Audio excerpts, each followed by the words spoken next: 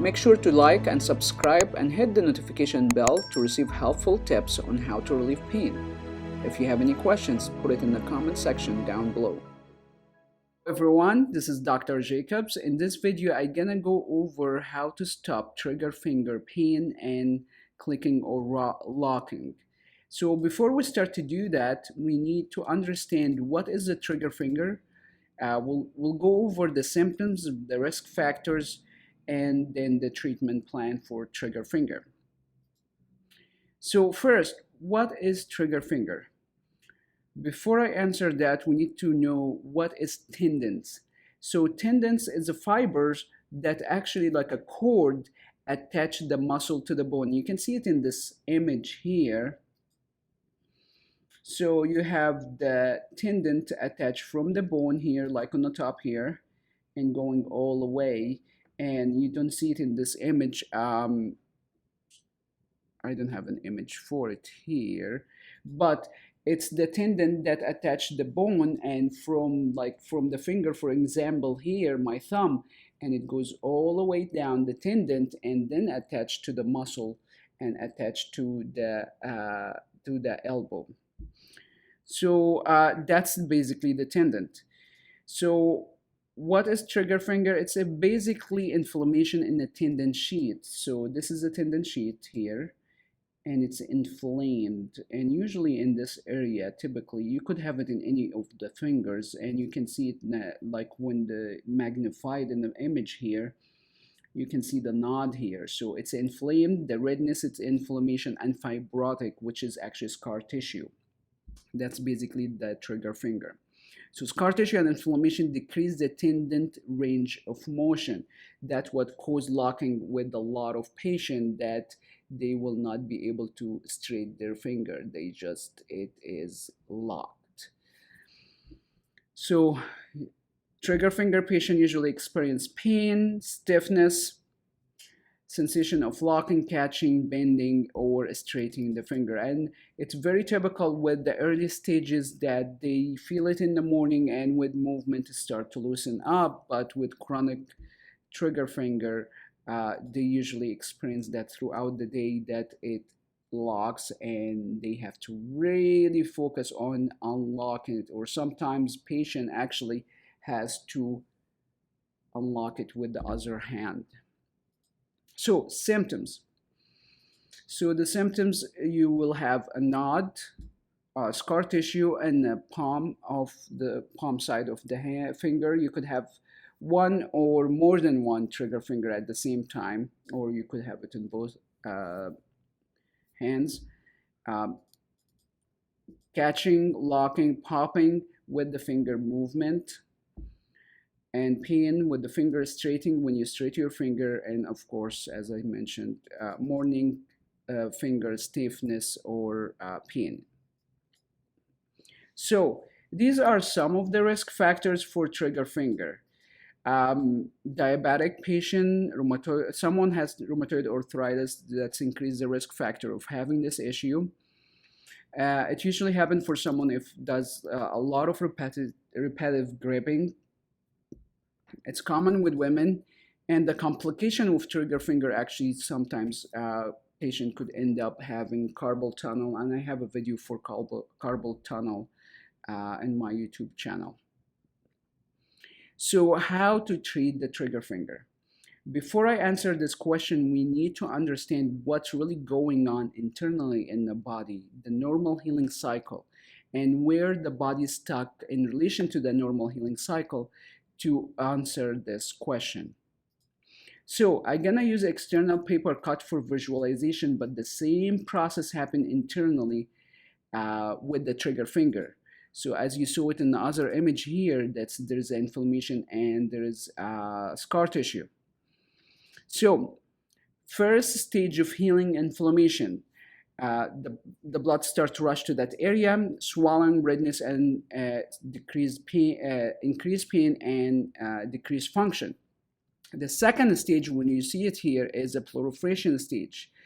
During that stage, you can see it in this image, that's when the body starts to build the scar tissue. During this stage, there is a cascade of events. fibrosis, which is actually the scar tissue, fascia restriction, muscle spasm, trigger points. During the maturation stage, and that's what ending the healing cycle is, when the body starts to clear up everything by itself, like clear up the scar tissue, the fascia restriction, the inflammation, and that could take days, weeks, months, or years. So I'm gonna use the scar tissue as an example why that could be an issue. Because our muscle should act like a rubber band. When it contracts and relaxes, it should stretch like this. So when we have a scar tissue, it's like you have a knot in a rubber band. And when your muscle contracts, it will not stretch much. And that's what actually going to cause locking in the trigger finger and catching or clicking. So you have a lot of scar tissue, for example, here. So instead of your muscle and tendon very loose to allow you to stretch your finger, it just prevented shrinking. So what we need to know is, are you stuck purely in inflammation stage, or you going back and forth between inflammation and proliferation stage?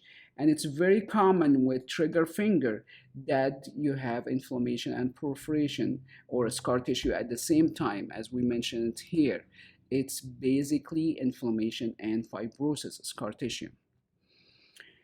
So what kind of treatment that available for that? I'm gonna go over the non-effective treatment first, so you will be able to know what you should not wasting your time on, because this treatment does not work. So ice and heat, that's especially ice actually is temporary decrease inflammation, but it does not last much. It could be half an hour to an hour, but it's not really addressing the root cause of the problem, the scar tissue, the fascia restriction, the trigger point. Already, it's a temporary pain relief if you experience that. Stem is the same thing based on the studies. It's like hour max pain, decreasing pain for an hour, about an hour. So it's not really addressing anything in relation to the inflammation and proliferation, just bandage. Foam roller, think about this way. You have inflamed tissue and you have a scar tissue. So foam roller, you're gonna rub on the top of it. Based on the study, is not actually providing any long-term result. And I will go over why it's not effective, because, well, some clinicians say it's a fascia release, but it's hard to release the fascia, which you rub it on the superficial layer and not addressing and not getting to a deeper layer of the fascia. Massage, you can rub it, but it's actually not going directly and deep inside the tissue that's injured. And based on the study, massage provides temporary pain relief.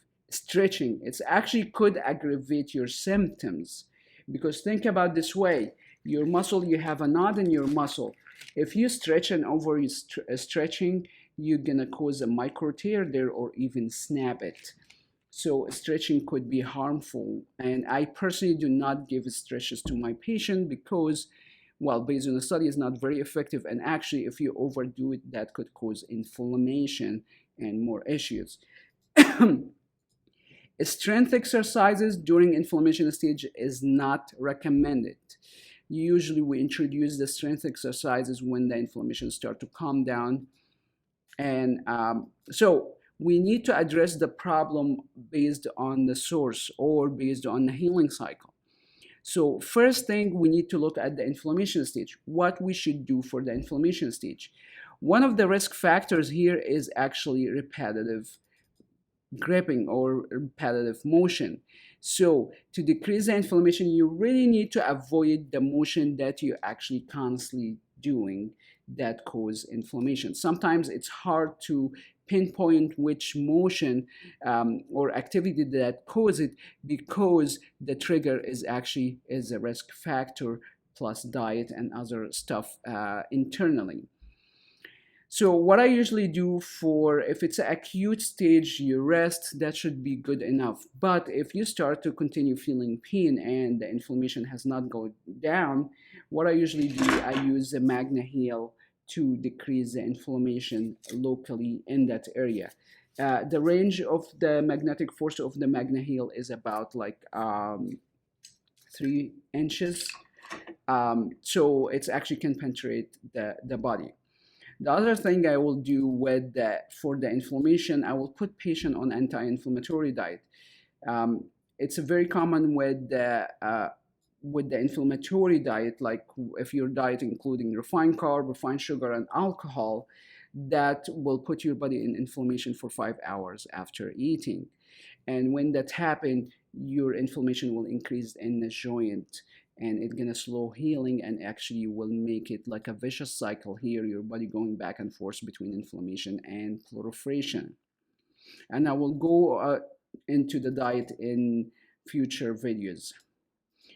So the other thing with chronic inflammation, if the body is not healing fast, sometimes that happens from deficiency. So for example, if you have magnesium deficiency, D deficiency, K2 deficiency, C, your body needs those to transition from inflammation stage to proliferation stage to maturation stage. But if you're missing magnesium, the magna heel will not replace the magnesium or the D. The diet will not replace the magnesium or the D. Let's say, oh yeah, I eat clean diet. But if you have deficiency, you need, for example, like if you need vitamin B, you need to eat a 1 pound of meat just to replace what deficiency you have for the B, that you're going to get it in one capsule. So it's very important to know if you have deficiency, especially if you have chronic trigger finger that going back and forth between inflammation and proliferation, you need to know what kind of deficiency you have. The good news is we have Ask ASTR. It's a free online medical evaluation that takes you about 5 minutes. Just answer simple questionnaire. The software will guide you to possible deficiency you might have. If you need a lab, it will let you know what could be needed to be done to know what's going on with your body, what is deficient, what is imbalanced, that slow down the healing. So that's working on an inflammation. Now we need to move to the second stage of healing, which is the proliferation stage. For this stage, I divided to 3 categories that can be used to treat the proliferation stage. First is the scar tissue and trigger point.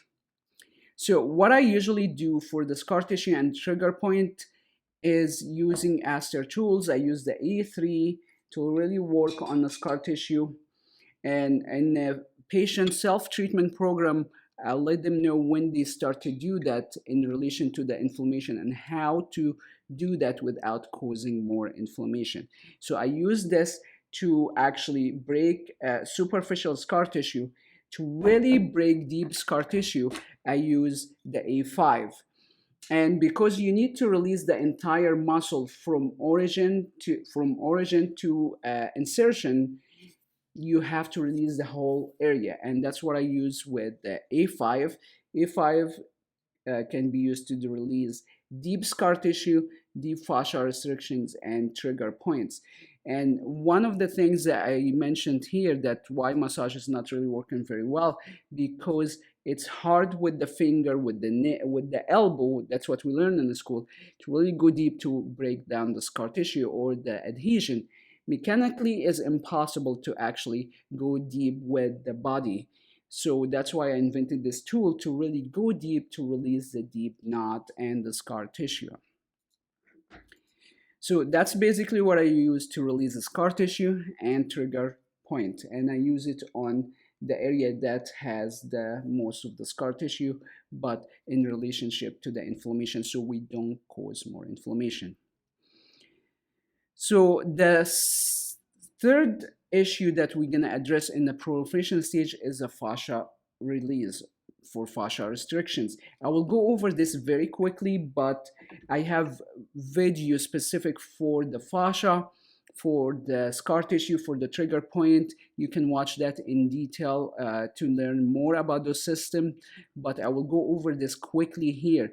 Why I'm going over this? Because when you understand the complexity of the body, you understand how we can address each element by understanding the anatomy. So to make things complicated, but it's simple with using the tools, is the fascia layer. So the fascia, the superficial layer, is a wrapping the entire body. It's like a Spider-Man suit. Very thin layer wrapping the whole body. When you dissect cadaver, it's like a white tissue that wrapping the whole body, and there's a different layers of the fascia. So each layer has 2 to 3 subcategories. And the deep layer, it has 4 different subcategories. The aparatic fascia, it's wrapping a group of muscles. The epimysin wrapping each individual muscle. The premiysin wrapping a bundle of muscles here, like you can see it here. So you can see in this image the epimysin wrapping the entire muscle, the premiysin wrapping a group of fibers here, this area. And then you have the endomysin wrapping individual fiber. Why I'm going over this? Because I'm trying to explain why massage is not gonna get that deep, because you need to have a tool to really go too deep to those tissue to release it. It's hard with the hand, with the finger or the elbow to do that. And if you don't release the entire system, the fascial system, you're really not releasing the whole problem. So what we do for the fascia restrictions, I use the A1 to release superficial and first layer of the deep fascia, the apparatic fascia, to release it. And I give in the home self-treatment program how to do it with the hand, but it's not as effective as using the tools. And for the deep, the epimysin, the premiysin, and endomysin, I use the A5 to really go deep to release the fascia restriction and actually release the trigger point. So to sum it up, what is the treatment? So first, what you can do now is actually avoid the trigger, which is actually could be the repetitive motion that you've been doing at home or in the sports or anything like require a lot of grabbing. Avoid that. Hopefully it will heal by itself. If it's acute stage, should clear up quickly. If not, we need to address the inflammation stage and the proliferation stage. The inflammation stage, I use a MagnaHeal. The anti-inflammatory diet, I will avoid anything inflammatory at this point. What you can do, avoid refined carb, refined sugar, alcohol. But there is much more about the diet. I have another other video on it because there's a lot more information to learn. Then if you have deficiency, take advantage of Ask ASTR to figure out what is deficient, because your diet not gonna replace the deficiency, and you don't know which deficiency your body has. Could be magnesium, could be D, could be C, could be K2, could be B. So we need to figure out what is the deficiency that you might have that prevent you from going to the maturation stage, from the inflammation to proliferation to maturation. Then simultaneously, while working on the inflammation stage, we have to break the scar tissue, release the fascia restriction, and the trigger points, because the anti-inflammatory diet can help a little bit with the inflammation. Not too much. You need to use a MagnaHeal to decrease the internal inflammation, but the diet will not break your scar tissue. The diet will not release your fascia restriction. The diet will not release the trigger point. Some patients actually purely stuck in the proliferation stage, and they just need that little work on the hand to get them to maturation stage. Other patient might have some inflammation. We have to work on both at the same time. So, and that's conclude our video on how to stop trigger finger. So if you have any question or comment, just leave it below and I will answer your question in the following videos. We'll see you soon in the next video.